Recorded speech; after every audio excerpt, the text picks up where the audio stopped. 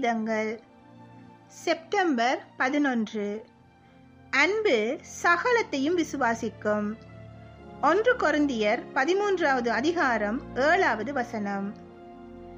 ஒருவரை பற்றி தீமையான காரியங்களை பேசுவார்களே ஆகில் அதை கேளாதிருக்கும் பாங்கும், ஒவ்வொருவரை பற்றியும் தீமையான காரியங்களை பேசும் பொழுது அதை மறுக்க முடியாத காரணங்களை சொல்லும் போது தவிர மற்ற நேரங்களில் எல்லார் மீதும் நன்மையானவற்றையே நம்பும் அன்பு என்னிடம் உள்ளதா?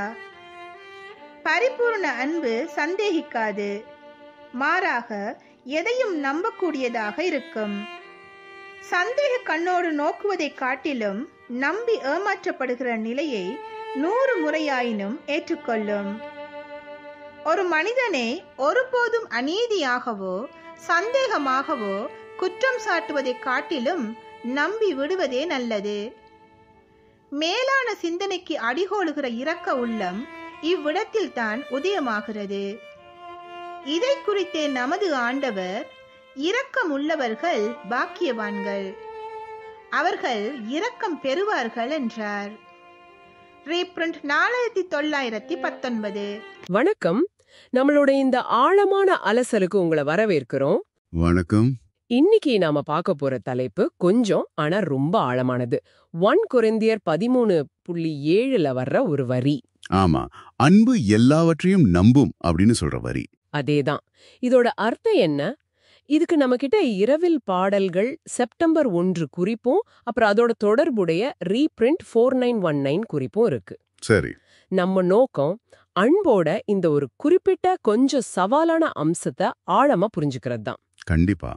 இது மேலோட்டமா பார்க்க எளிய வரியா இருந்தாலும் உள்ள நிறைய விஷயங்கள் இருக்கு. சரி, அப்ப ஆரம்பிக்கலாமா? இத கொஞ்சம் பிரிச்சு பார்ப்போம். அன்பு எல்லாவற்றையும் நம்பும்னா அது என்ன மாதிரி நம்பிக்கை? சும்மா கண்ணை மூடிட்டு எல்லாத்தையும் நம்புறதா? அது ஒரு நல்ல கேள்வி. ஏன்னா அப்படி இல்ல. ஓ, இந்த மூல ஆதாரம் என்ன சொல்லுதுன்னா, இது ஒரு குருட்டு நம்பிக்கை இல்ல. ஓ புரியுது.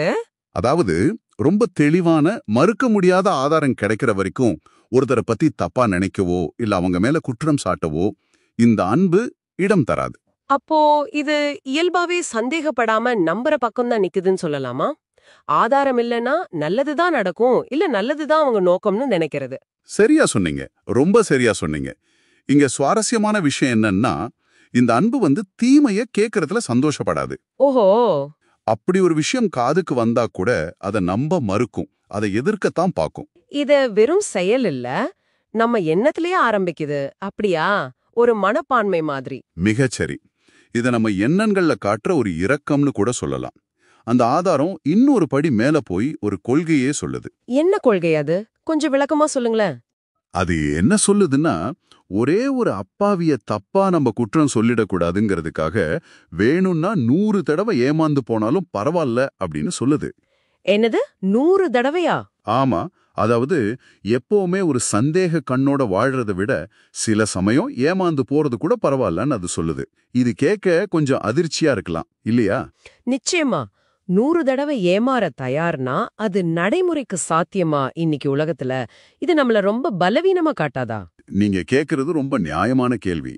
அந்த ரீப்ரிண்ட் 4919 குறிப்பு இத பத்தி ஏதாவது சொல்லுத? இந்த மாதிரி ஆபத்துக்களை பத்தி? ஆமா, இந்த நிலைப்பாட்டோட கஷ்டம் தெரியாம அந்த மூலாதாரம் சொல்லியிருக்காது. அதனாலதான் ரீப்ரிண்ட் 4919 மாதிரி விளக்கங்கள் தேவைப்பட்டிருக்கு. சரி, இது ஒரு வகையான மனதின் இரக்கம்னு அது சொல்லுது. இதை நாம இன்னும் கொஞ்சம் பெரிய பார்வையில பார்த்தா, இயேசு சொன்னது ஞாபகம் இருக்கா? இரக்கம் உள்ளவர்கள் பாக்கியவான்கள், ஏன்னா அவங்க இரக்கம் பெறுவாங்க அப்படின்னு. ஆமா ஆமா. இந்த எல்லாவற்றையும் நம்புறதுங்கிறது அந்த இரக்கத்தோட ஒரு வெளிப்பாடு மாதிரி. நாம மத்தவங்க மேல உடனே தீர்ப்பு எழுதாம அவங்களுக்கு அந்த சந்தேகத்தோட பலனை கொடுக்கறோம், நம்ம எண்ணங்கள்ல கூட. ஓ, அப்போ இது மத்தவங்கள பத்தினதை விட நம்மளோட சொந்த மனப்பான்மைய பத்தி தான் அதிகமா பேசுது போல. நம்ம சிந்தனையில இரக்கமா இருக்கிறது. மிகச்சரியா சொன்னீங்க. இது சந்தேகப்படுறதுக்கு காரணம் தேடுறதை விட நம்புறதுக்கு காரணம் தேடுற ஒரு முயற்சி. தப்பு நடந்துருச்சுன்னு தெளிவா ஆதாரம் இருந்தா அதை ஏத்துக்கணும், அதுல மாற்று கருத்து இல்ல. ஆனா அந்த ஆதாரம் வர்ற வரைக்கும் நாமளே ஒரு தீர்ப்புக்கு வராம இருக்கிறது தான் இங்க முக்கியம். அப்போ இது ஒரு செயலற்ற நிலை இல்ல? இல்லவே இல்ல. இது ஒரு செயல் ஊக்கமான தீர்வு. அவநம்பிக்கைக்கு பதிலா நம்பிக்கைய நாமளா தேர்ந்தெடுக்கிறது. ஆக இந்த ஆழமான அலசலோட சாராம்சம் இதுதான் நினைக்கிறேன். அன்பு தெளிவான ஆதாரம் இல்லாத வரைக்கும் நல்லதையே நம்ப முயற்சி செய்யுது. ஆமா. இது நம்ம எண்ணங்கள்ல தொடங்குற ஒரு இரக்கச் செயல். அப்புறம் தப்பா ஒருத்தரை குற்றம் சொல்றதை விட ஏமாற்றப்படுற ஆபத்தையும் ஏத்துக்கவும் இது தயாரா இருக்கு.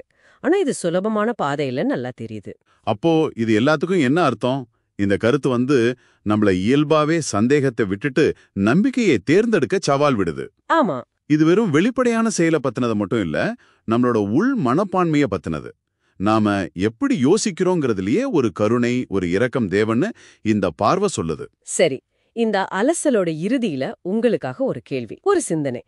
இந்த மாதிரி எல்லாத்தையும் நம்ப முயற்சி பண்ற மனப்பான்மை அது ரொம்ப ஆபத்தானதுன்னு உங்களுக்கு தோணுச்சுன்னா 100 தடவை ஏமாறலாங்கிற எண்ணம் பயமுறுத்துனா அது ஒருவேளை மத்தவங்கள பத்தி நீங்க வச்சிருக்கிற உங்களோட சொந்த அனுபவங்கள் இல்லனா உங்க அனுமானங்களை பத்தி என்ன சொல்லுது?